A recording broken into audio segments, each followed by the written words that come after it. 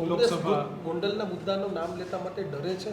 કેમ કોંગ્રેસ આ મુદ્દામાં કેમ બોલતી નથી, કેમ દૂરી બનાવીને રાખે છે? આપે જોયું છે કે વિધાનસભામાં પણ બોલ્યા, મેં પણ ટ્વીટ કર્યું, અહીંથી પ્રેસ કોન્ફરન્સ પણ થઈ, અમારા ગોંડલના સ્થાનિક નેતાઓએ પણ ત્યાં આગળ એ વાતને ઉઠાવી.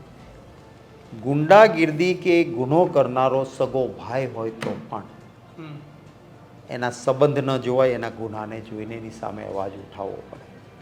મેં જોયું છે, હું સુરેન્દ્રનગરમાં 2 દલિત પરિવાર ઉપર જ્યારે અત્યાચાર થયો ત્યારે હું સુરેન્દ્રનગર ગયો. શૈલેષભાઈ પરમાર મારી સાથે હતા. અમે પરિવારની સાથે ઊભા રહ્યા. મને રસ્તામાં ઘણા ફોન આવ્યા, તમે ન જાઓ ને. કોને ફોન આવ્યો? કેમ ન જાવ? દલિતનું છે ને આમાં ક્યાં જવાનું? મેં કીધું દલિતનો એ અન્યાય થાય તો સૌથી પહેલાં અવાજ દલિત નથી એવા વ્યક્તિએ ઉઠાવવો પડે. દલિત માટે દલિતે અવાજ ઉઠાવે.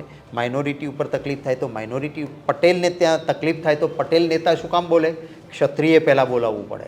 ક્ષત્રિય ઉપર અન્યાય થાય તો પટેલ કે દલિત શું કામ અવાજ ના ઉઠાવે? મિત્રો, આવા જ વિડીયો અને શોર્ટ્સ જોવા માટે આજે જ અમારી ન્યૂઝ રૂમ યુટ્યુબ ચેનલને સબસ્ક્રાઇબ કરો.